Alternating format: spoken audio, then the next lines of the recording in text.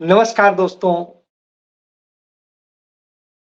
महबूबा मुफ्ती ने यूं ही नहीं कहा कि राहुल गांधी से नरेंद्र मोदी और भारतीय जनता पार्टी को बहुत डर लगता है।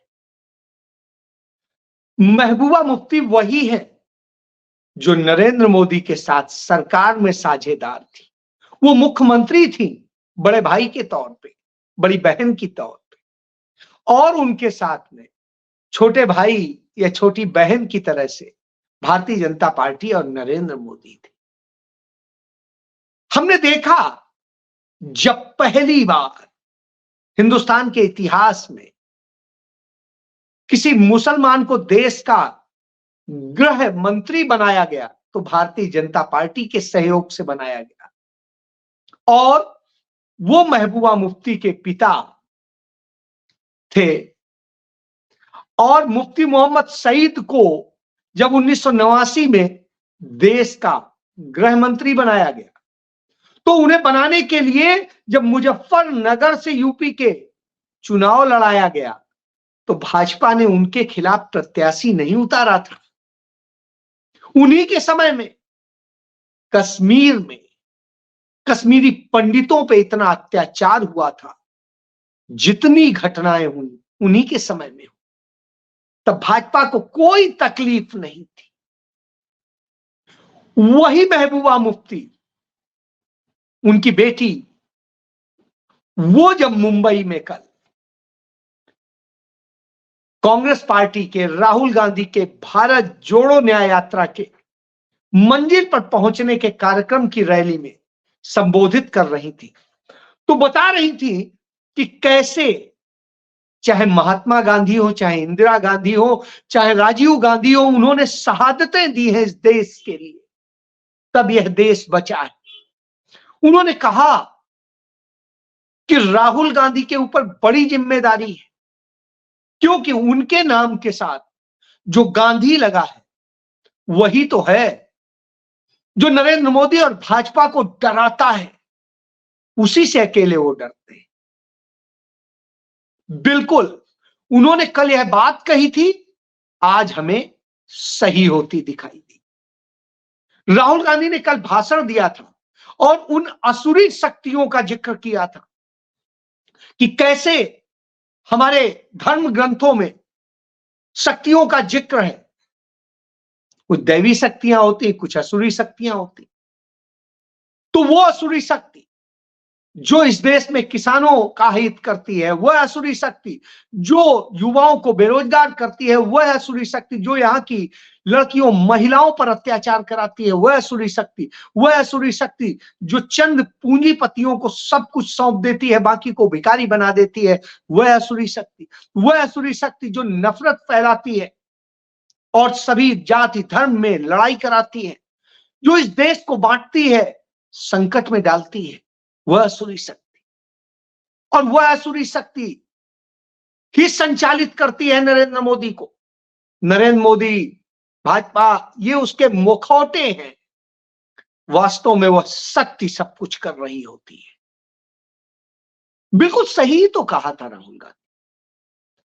और जब राहुल गांधी ने कहा तो आज नरेंद्र मोदी उसको नारी शक्ति से जोड़ करके कहते हैं। जब वो नारी शक्ति से कहते हैं तो एक बात आती है कि जब आप नारी शक्ति कहते हैं तो फिर आपने वह विधेयक नारी बंधन शक्ति क्यों किया था? फिर नारी शक्ति कह देते या शक्ति ही कह देते। तो जब नरेंद्र मोदी कहते हैं हमारे लिए शक्ति का मतलब माताएं हैं, बहनें हैं, बेटियां हैं, तो जब उनकी सुरक्षा, उनकी बात वो करते हैं तो हर किसी को याद आता है क्या इस देश के मणिपुर में बेटियों के साथ जो जघन्यतम अपराध हुआ, जिस तरह उनके निर्वस्त्र किया गया, जिस तरह से उनकी नग्न परेड निकाली गई और जिस तरीके से तमाम तरह की बीभत्स घटनाएं हुई, क्या वो माएं, वो बहनें नहीं थी नरेंद्र मोदी की? वो बेटियां नहीं थी नरेंद्र मोदी की? वो शक्ति कौन सी थी? और जब हाथरस में उस दलित समुदाय की बच्ची के साथ में जो हुआ और चुपचाप उसके शव को रातों रात जला दिया गया, तो वो क्या था? वह बेटी नहीं थी। और जब कानपुर में जिस तरह से बीभत्स घटनाएं हुई उन दो बेटियों के साथ में, नाबालिग बेटियों के साथ में, कन्याओं के साथ, तो क्या वो नहीं थी? क्या अंकिता भंडारी उत्तराखंड में वो बेटी नहीं थी? क्या इसी तरीके से बिल्किस बानो के साथ जो कुछ हुआ, तो क्या वो मां बहन नहीं थी, बेटी नहीं थी? मोदी के तो बेटी की उम्र की होती।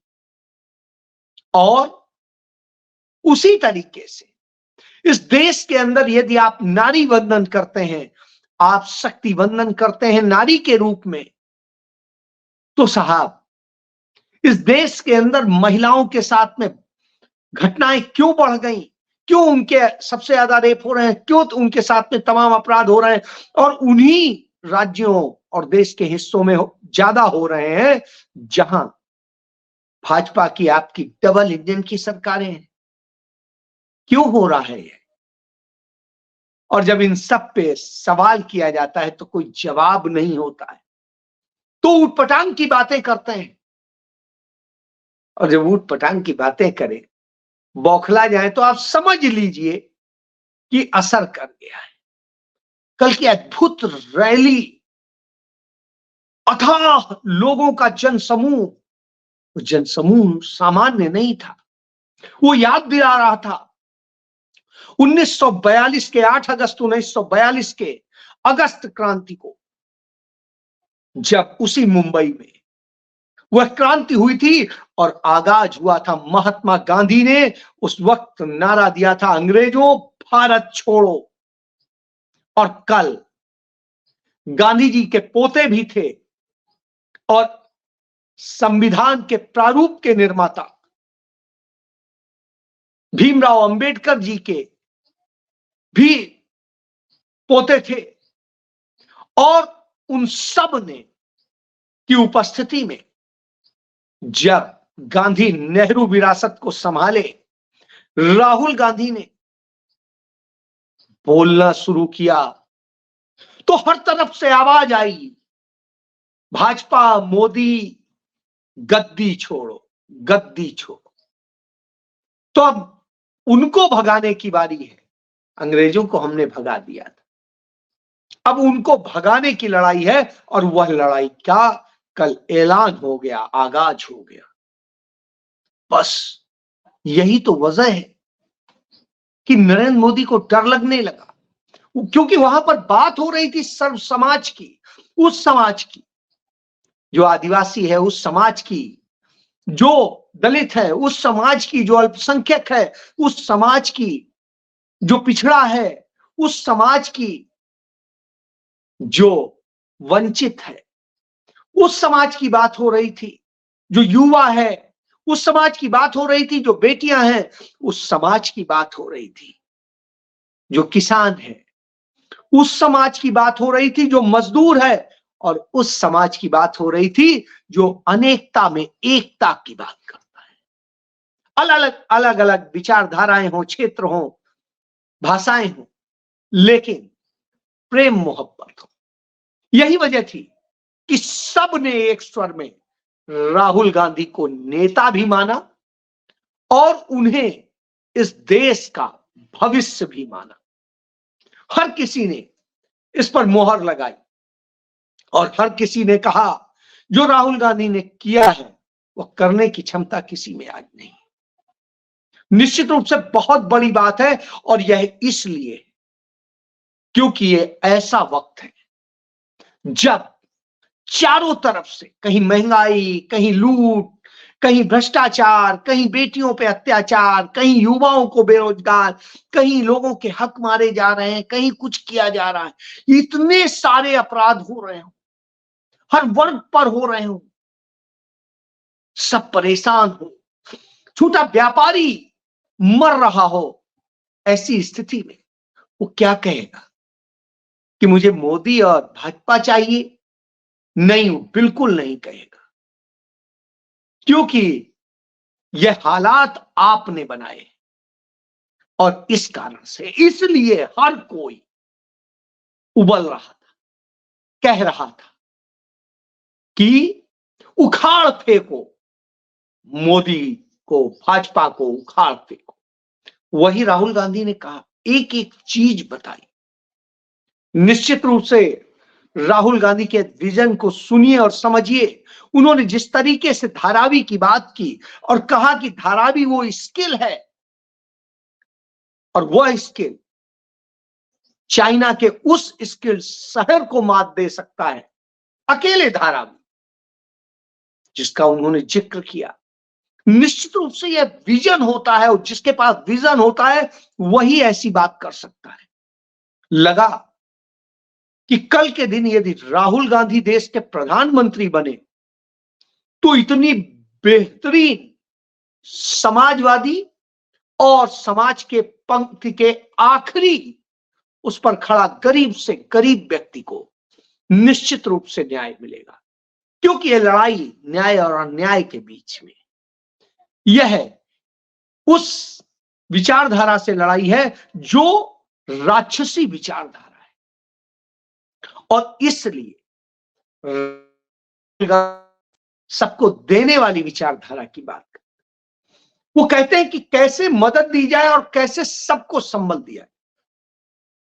इसीलिए राहुल गांधी बन गए।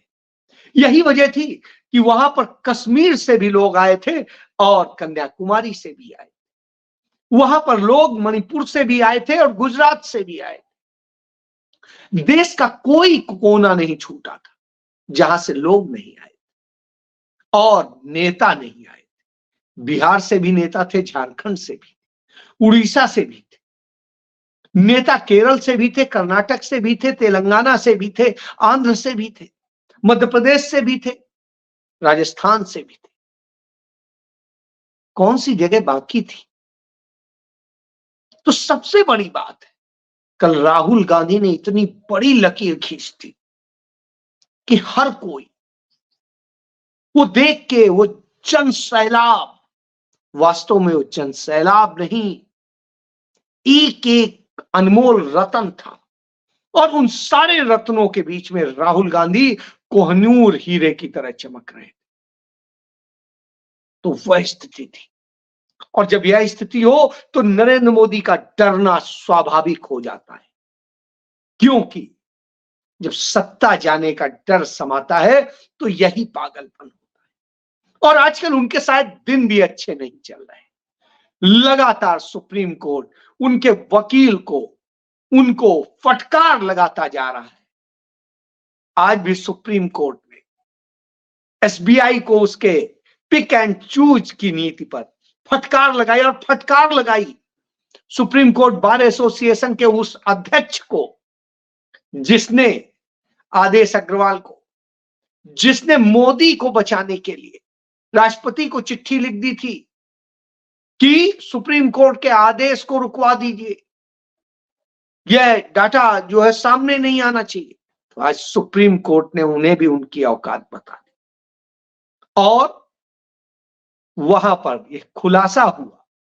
सुप्रीम कोर्ट ने साफ कहा, हमने आदेश दे दिया है, आपको इस सारा डाटा देना है। हालत बिगड़ी हुई है। वही दूसरा झटका लगा, नरेंद्र मोदी ने अपने मित्रों के साथ मिलकर के जिस तरीके से साजिश रची थी हिमाचल की सरकार गिराने के लिए, वहां के 6 जो गद्दार विधायक थे कांग्रेस के, जिन्हें निकाल बाहर किया था विधानसभा अध्यक्ष ने, वो सुप्रीम कोर्ट गए थे, गिड़गिड़ा रहे थे, और उनकी वकालत भी मोदी के ही वकील कर रहे थे, हरीश साल्वे। तो जब हरीश साल्वे उसकी वकालत कर रहे थे, तब सुप्रीम कोर्ट ने एक बार फिर फटकार लगाई और कहा कोई स्टे नहीं मिलेगा। सोचिए आप, डर के माहौल में समझ में नहीं आ रहा है करें क्या, जिधर जाते हैं उधर ही हमला हो जाता है। क्यों? क्योंकि चोरी पकड़ी जाने लगी है। चुनाव बॉन्ड में जो घोटाला किया है करीब 9,000 करोड़ रुपए से अधिक का, वह भी सामने आ रहा है। और इसी तरीके से और भी बहुत कुछ सामने आ रहा है। 9,000 करोड़ का तो सामने आ ही चुका है, 8,998 का। अब आप दूसरे को कहें, उनके पैसे हजम कर लें, सब कुछ कर लें, लेकिन जब ये बोलेंगे तो जवाब जनता देती है, और जनता दे रही है। जनता कह रही है कि आपने ये किया क्या है। जिस तरह के हालात होते हैं, देख करके लगता है कि इस देश को आपने कहां ढकेल दिया है। यही वजह है कि नरेंद्र मोदी डरे घूम रहे हैं। इस देश का मीडिया बिका हुआ है, इसके मुझे बताने की जरूरत नहीं है। और राहुल गांधी जैसे कहते हैं बिका क्या है, आपका था ही कब जो बिका है। तो सच्चाई आज देखने को मिली। इतनी विशाल रैली इंडिया गठबंधन, उस रैली को कहीं पर भी दिल्ली के अखबारों में सही प्लेसमेंट नहीं मिला। कहीं पर भी किसी चैनल ने लाइव टेलीकास्ट नहीं किया, जैसे कि बाकी की करते हैं, मोदी की करते हैं। और यही नहीं, उसे छिपाने, छोटा दिखाने और उस पर क्रिटिसाइज करने का सारी साजिशें चलती रही, जो ये बताती हैं कि वास्तव में नरेंद्र मोदी और उनकी पार्टी जो है वो जिस तरह से करती है, वो दुखद स्थिति। लोकतंत्र और लोकतंत्र को चाहने वालों का वो गला घोटना चाहती है। लेकिन इस देश की जनता राहुल गांधी के साथ खड़ी होने लगी। वो उनके साथ में कंधे से कंधा ही नहीं मिलाती है, उनके लिए तपस्या भी करने लगी है। और यही बात राहुल गांधी ने कही भी कि यह अकेले उनकी यात्रा नहीं थी, ये उन लाखों करोड़ों लोगों की यात्रा थी, उन हजारों संगठनों की यात्रा थी, और उन सब की यात्रा थी जो देश को प्यार करता। यही बड़ी वजह है, यही सब तो है जो नरेंद्र मोदी को डरा दे रहे, और उस डर के कारण वो उल जलूल हरकतें करते हैं, उनके पार्टी के लोग करते हैं। सवाल का जवाब होता नहीं है, सिर्फ झूठ बोलना, झूठ के बूते खड़ा होना, यही सिर्फ शायद रह गया है उनके पास। और जब यह रह गया हो तो आप सोचिए क्या कहेंगे। हालत इतनी हो गई है कि आज बताते हैं कि गुलामी की निशानी को नरेंद्र मोदी ने खत्म कर दिया। साहब, जब आप गुलामी की बात करते हैं तो गुलामी के जो सबसे बड़े प्रतीक थे वो तो आरएसएस के ही लोग थे। बीजेपी जो है मौजूदा, उसके मात्र संगठन के लोग थे। वही थे जो अंग्रेजों की गुलामी कर रहे थे, क्योंकि गांधी तो लड़ रहे थे, नेहरू तो लड़ रहे थे, देश का हर देशभक्त लड़ रहा था। 7.5 लाख कांग्रेसियों ने अपनी शहादत दी थी, शहीद हुए थे, तब यह आजादी मिली थी। लाखों लाख कांग्रेसियों ने जेलें भरी थी, लाठियां खाई थी, तब इस देश को आजादी मिली थी। लेकिन सत्य का मार्ग नहीं छोड़ा था। आज राहुल गांधी भी सत्य का मार्ग नहीं छोड़ने को तैयार है। वो लाठियां खाने को तैयार है, मुकदमे झेलने को तैयार है। आज 3 दर्जन मुकदमे उन पर हो चुके हैं, बावजूद इसके वो बगैर डरे निर्भीक भगवान शिव के भक्त की जो एक रूप होता है वो दिखता है। कहते हैं मौत उसका क्या, काल उसका क्या बिगाड़े, जो भक्त हो महाकाल का। निश्चित रूप से राहुल गांधी शिव के भक्त हैं, और शिव उनके लिए सदैव खड़े होते हैं, सदैव सपोर्ट करते हैं। वो लगातार देखने को मिलता है। तो इससे ही भारतीय जनता पार्टी और नरेंद्र मोदी को दर्द होता है, यही उनका दर्द है। और इसीलिए उन्होंने सबको खत्म करने का काम किया है। लेकिन अब जनता जवाब देने लगी है और वो जवाब दे रही है और खुल के दे रही है और कह रही है चौकीदार ही चोर है। यही तो डर है। और मोदी के परिवारजन कौन है? वो है जो रेपिस्ट हैं, वो है जो भ्रष्टाचारी हैं, वो है जो इस देश को बांट रहे हैं, वो है जो नफरत फैलाते हैं। इसलिए पहचान जाइए, ये मौका अच्छा मिला है, नतीजे लीजिए। जय